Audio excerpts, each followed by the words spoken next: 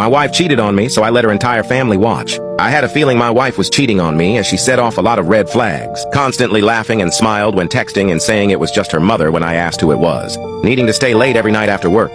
When I called the office, her co-workers would say she left hours ago. When I asked her what was going on, she'd laugh it off and say it was just something they did to each other at the office all the time. The last straw where I knew something was up was when she went out to get milk at 11:30 at night and didn't come back till 2 in the morning. Now, if there are any words of wisdom I can pass on to others in all my years of experience, it's if you think your significant other is cheating, hire a private investigator.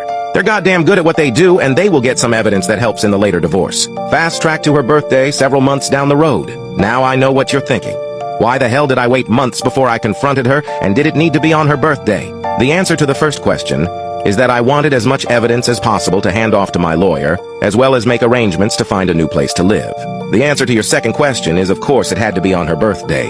You see, after asking her what she wanted to do on her birthday this year, she insisted on me going out of town with my friends, as she just had to work anyway, and didn't want to be reminded she was aging. So I knew something was up, and after finding a bottle of champagne and 2 glasses hidden in my closet, something in me snapped. So I do what any sensible man would have done. I leave and go to my friend's house pretending like I'm going out of town. While there, I called up her mother, father, sister, and several of her friends. I tell them how I want to give her a big surprise by sneaking into a room with party streamers, kazoos, and a big cake with candles. Sounds fun, right? Well, boy, was it. It's 8:30 in the morning, and I have everyone meet just outside our apartment. We all pile in the elevator, her mother holding the cake, and me reminding everyone to be as quiet as they can be. I put my key in and unlocked the door. We all snuck in and made our way down the hall towards the bedroom. Everyone is holding a kazoo, and her mom is holding the cake, grinning from ear to ear. When we get to the door, we all look at each other confused. There was a loud moaning noise coming from the opposite side of the door. I unlock the door and fling it open, only to find— My husband badmouthed me to his ex behind my back, so I pretended to be the perfect wife for months, then abandoned him in the middle of the night and ruined his life. I vividly remember the day I discovered that my husband Josh was texting his ex. My heart dropped and horror washed over me as I realized he wasn't just cheating, he was doing something a lot worse. He was badmouthing me to the extreme to Rachel, saying how terrible I am in bed, how piggish I am, and even disclosing my past trauma to her. In response, she laughed and insulted me too, the two of them non-stop talking about how fat, unattractive, and awful I am at everything. I burst into tears reading these texts dating back months, and just as I was putting his phone down, Josh came out of the shower. I quickly ran off to the bathroom, wiping my tears and spending some time in the toilet trying to compose myself.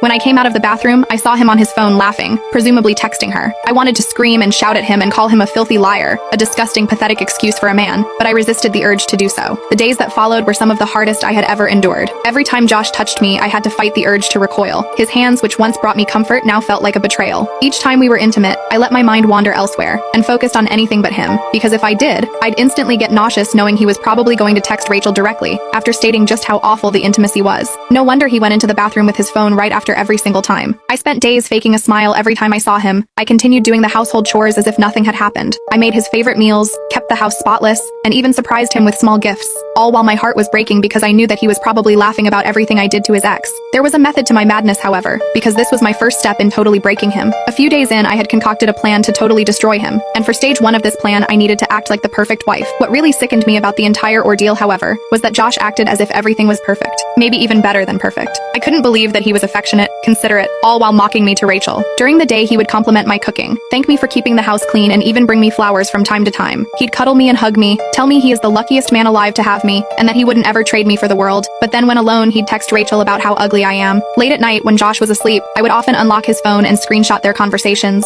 Rachel loved the attention she was getting from Josh. She would eagerly jump at the opportunity to say Josh deserves so much better, and that she would never treat her husband like that. There were whole threads of messages from her attacking everything about my looks and my insecurities, with her saying she would be able to run a household and still manage to take care of herself and would never develop such nasty cellulite. She constantly tried to position herself as the better option. My mom gave birth to me when she was 17. Yeah, I know how that sounds. From what I've heard, she used to sleep around so much in high school that she doesn't even know who my father is. But she eventually found out, and I can't believe this well-known former YouTuber is my father. As a woman in her teens, she was definitely not willing to raise a child. But my grandparents didn't allow her to get an abortion. As a result, she was forced to take care of me. She was the opposite of a good mother. If I was crying, she would put on loud music and pretend it didn't exist. There were nights when I had to go to bed hungry because she refused to breastfeed me and I wouldn't eat anything else. Thankfully, my grandparents noticed this and took me under their care. My mother was happy to stay away from me and went back to her type of lifestyle. She moved out into a dorm to prepare for college. My grandmother took proper care of me at home, and my grandfather would take me to the park often. He had a surgery done on his hip so he wasn't able to move that much but always made sure to play with me. I consider them my real parents and will always be grateful to them. When I was 4 years old, they hired a babysitter to take care of me because they had to attend a wedding. On their way back, they had a terrible accident and unfortunately didn't make it. As a kid at the time, I didn't know that my life was about to become a living hell. I cried for days and days. The house was in my mother's name so she moved back. It's like she was happy that her parents were gone, because she began having late night parties in the house literally a week later. She became the queen of her college because she had an empty house where everyone could hang out and do substances. At that time I still wasn't over the passing of my real parents so I would cry violently in my room. Sometimes my cries would reach downstairs and I guess her friends asked about it because she would barge into my room with anger on her face and put tape over my mouth. Then she would proudly say, "If you keep crying I'll throw you out the window." So I would cover my mouth with my hands and cry with a muffled voice. I remember having to beg her for food because she would always be hungover. After a few months of this kept repeating, she became fed up with me and took me to another state. I was excited because I thought we were finally going to spend time as a family. Guess what she did? She left me on the front door of an orphanage and drove off. Little did she know that would be the start of her downfall. I thought I got left on the door of an orphanage, but it turns out some big African American man was taking care of me now. He gave me a cupcake and he was very nice. He introduced himself as EDP 445. He told me he was going to help me get revenge on my mom by starting a